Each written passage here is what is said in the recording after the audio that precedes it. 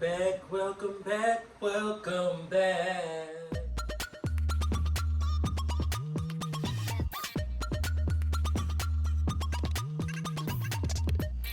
We are back with another video. I am so excited to be back with another recap.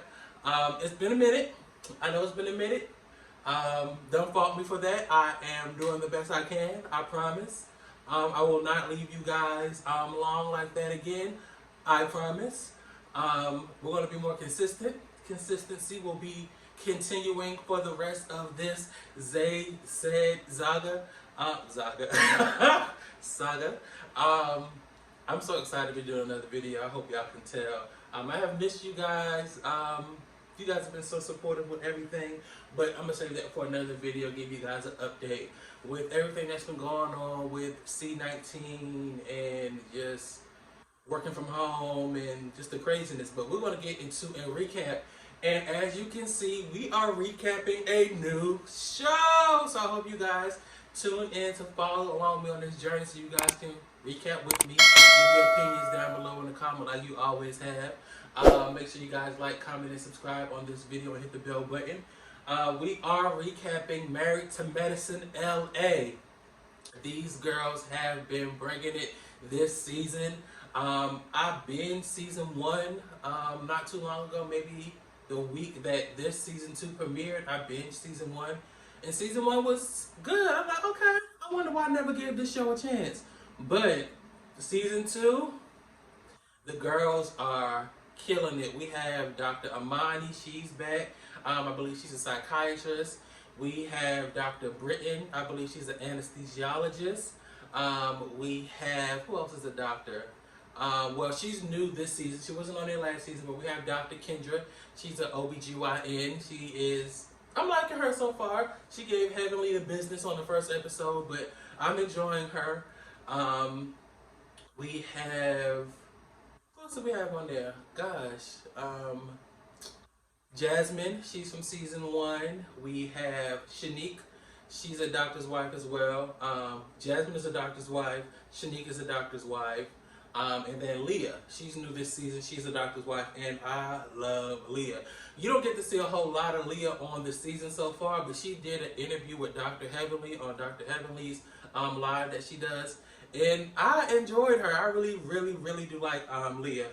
Cool girl. So we're going to jump in. Make sure you guys get familiar with the girls so you can watch the show and enjoy it like I have been enjoying it in this quarantine.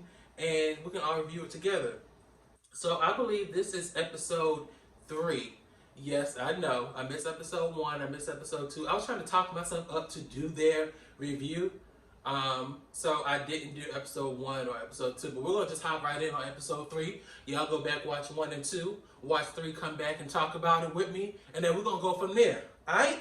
So Dr. Kendra and Dr. I don't never say Dr. Kendra and Dr. Britton. Kendra and Britton go to do some furniture shopping for Kendra's new home that she just moved into. And it was just so funny to see them two together because, again, Britton, who's an anesthesiologist, she was on season 1. And this is Kendra's first season.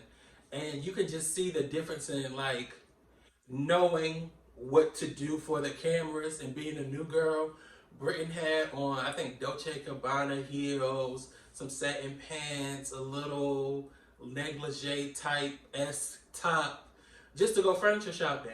And then you had Kendra, who this is her first season. She just had on jeans and a t-shirt.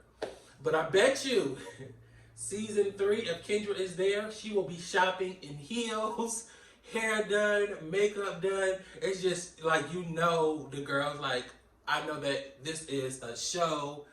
So I'm peeking at something's going on in the background. Forgive me. I know that this is a show. I know I got to put on every chance I get. Y'all gonna get this, and y'all gonna love this. So it was good to see the differences. And Kendra is, again, shopping for her new home. And there's this lily, a fake lily at that. Was it a lily? An orchid. It was just orchid plant. It was huge. It was beautiful. They got to the register. Kendra picked it out. She's like, oh, I'm going to get this. And the man rung them up, and he was like $534 something. I'm like, okay, she must have got some other stuff. why this damn orchid is $534? I'm like, I go to the grocery store and spend $80, and I'm just like, do I need this? And this girl is dropping $500 on a fake flower. Child must be nice. I ain't hating child, but it must be nice. Shanique and her husband. So Shanique again, she's a doctor's wife. Her husband is a family medicine doctor, I believe. But her interactions with her husband seem so disingenuous. And I'm not saying just her, like their interactions together. And I'm not saying this to say like they don't love each other or their marriage is fake or anything like that or the love isn't real. It just seems like they do a lot for the show. Like the lovey-doveyness is just, it doesn't seem like it's genuine. Like it seems like the lovey-doveyness is just for the cameras. Like maybe they are this cute and loving, but you can tell they're amping it up to give the cameras something to pick up on. I don't know. I just think their interactions to me are always like weird. I don't know. It's hard for me to explain, but I don't think that he's supportive of her. But we'll get that to that. We'll get to that later in the video. But something about them two just doesn't work for me. It just does not work for me. And so we're back at Kendra's now, and Kendra is planning this housewarming party, and she introduces us to her mother. So Kendra is biracial. Her mother is Vietnamese, and her father is African American. And it's just crazy that they blended those two cultures, her mom and dad, but they're still so different. Kendra's mom was talking about like how Vietnamese women raise children and how, because Kendra's a new mom, she just had her first baby, Heart, and I believe Heart is maybe 3 months, if that. And she was just saying like how Kendra needs to get back into work and she can have it all, but Kendra feels like, I only can do so much because I'm breastfeeding, I'm trying to juggle the new house, because her husband is, so Kendra's a doctor, she's an OBGYN, and her husband is a ER doctor, I believe. And they're just trying to balance everything together. But her mom is just like, if you give up breastfeeding, that'll be the best thing to help you. Like, Similac was made for a reason. And I just feel like the breastfeeding thing is like, if Kendra wants to breastfeed, she should be able to. But it also seems to me like Kendra may not be pumping her milk and storing her breast milk. It's like the baby's getting it fresh from the tap, for lack of better words.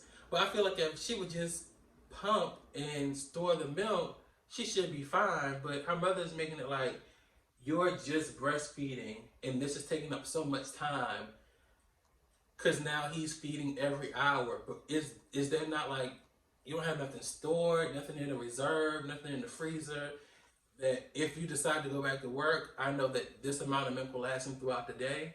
Like, you shouldn't have to completely give up breastfeeding, especially if, I know a lot of women sometimes have trouble with the child latching on or producing milk. If you're producing milk, the child is latching on, he's enjoying the breast milk, you wanted him to be breastfed, why not just pump and store it for when you go to work or whatever? I just didn't understand the whole concept of you have to stop breastfeeding in order to go back to work or have extra time to do stuff.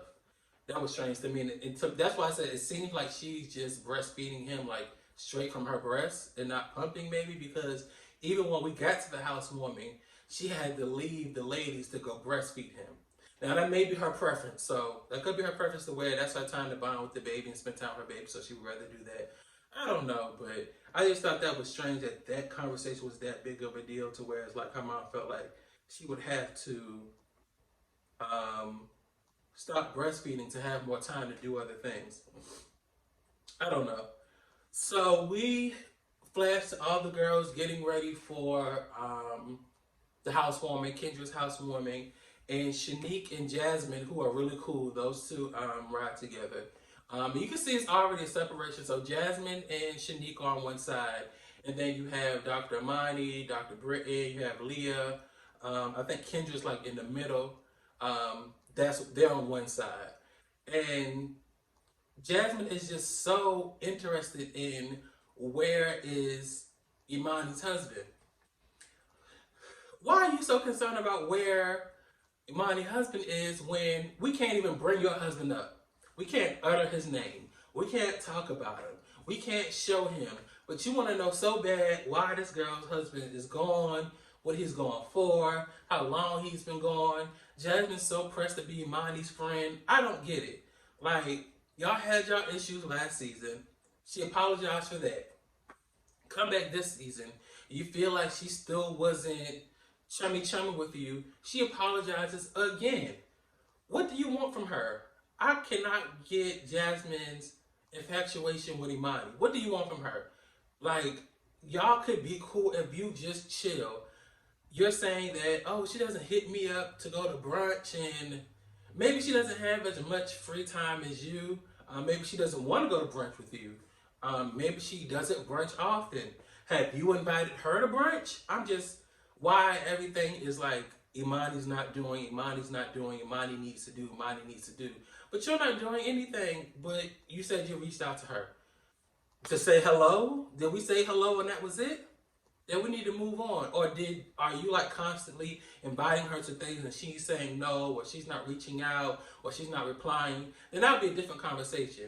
But for you to say she apologized and then I don't hear from her, y'all are building a relationship. I'm not your friend to constantly keep in contact with you. Hell, in real life, most people don't even constantly keep up with their real friends.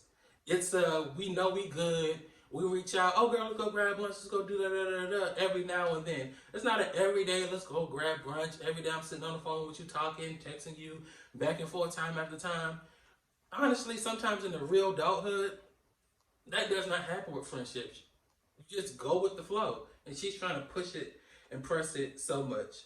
So we get to Kendra's house for the housewarming. Her house is beautiful. All the girls are there. They want to bring up, Jazmin wants to bring up, what's going on with Phil. That's Imani's husband.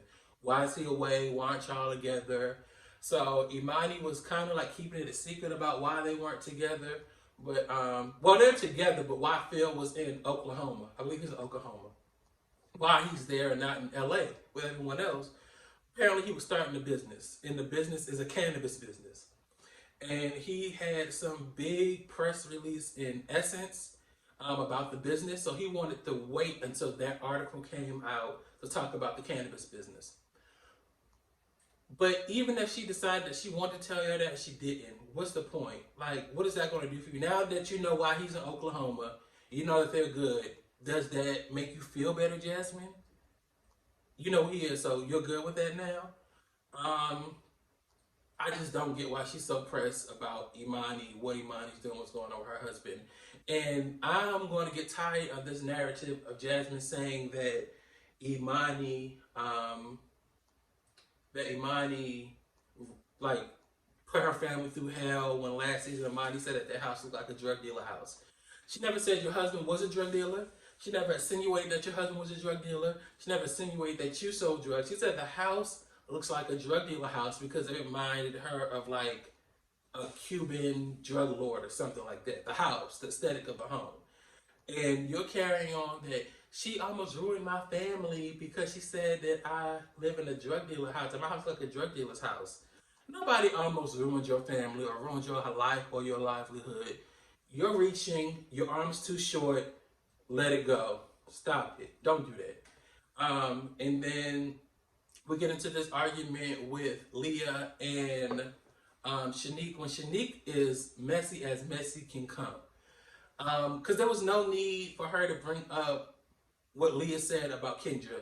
So Leah said that Kendra looked like a firefighter or airline, something she said that Kendra outfit looked like, but it had no substance. You were mad that Leah was making valid points that made you upset, so you had to throw something out there to reach on something, to grab at something, to shift the conversation. But you were being messy, bringing this up in front of Kendra in her house, at her party, to ruin her party, to say that Leah was talking trash about you. When Leah was not talking trash. Yeah, the comment probably wasn't the best comment. It wasn't, what that should have been said. But it wasn't like she was trying to be nasty and take digs at Kendra. She just made a comment about her outfit. Okay, you're worried about people being fake and messy when you have a husband that doesn't support you in anything. Now, Shanique is not my favorite person on this series. But I feel bad for her because I feel like her husband is not supportive at all. She wants to start a new career. Y'all are financially stable. She worked to help put you through medical school. Now that you're a doctor, your career is flourishing. You're doing all this, and she has the flexibility to, now the kids are older, to shift careers. She's already a licensed real estate agent. Why is it an issue that she wants to switch from property management to luxury real estate? Even if she fails, y'all are financially set that if she fails, she can go back to property management in a smooth transition. I feel like he knows that Shanique is a businesswoman. She's a go-getter. She is determined. She's a hard worker. He knows that she will be successful. I feel like he thinks that she'll outshine him, obviously in my opinion. And he does not want her to outshine him. So he's going to throw any obstacle he can in her way to diminish her having a successful second career.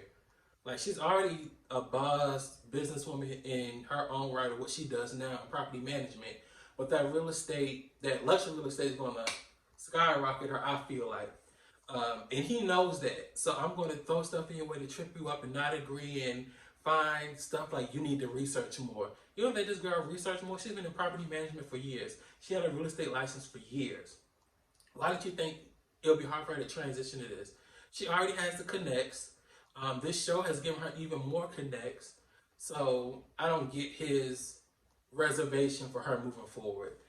But y'all drop that in the comments and let me know what y'all think about that Shanique and her husband situation, because something about that just does not sit right with me. But that was episode 3, season 2 of Married to Medicine LA. Again, these girls are bringing it. I am enjoying every episode so far. Season 2 looks like it's going to be good. Leah is bringing the mess and the drama that we need in LA. Everybody's going for it. I'm really enjoying this season. Make sure you guys tune into Married to Medicine LA every Sunday at 9.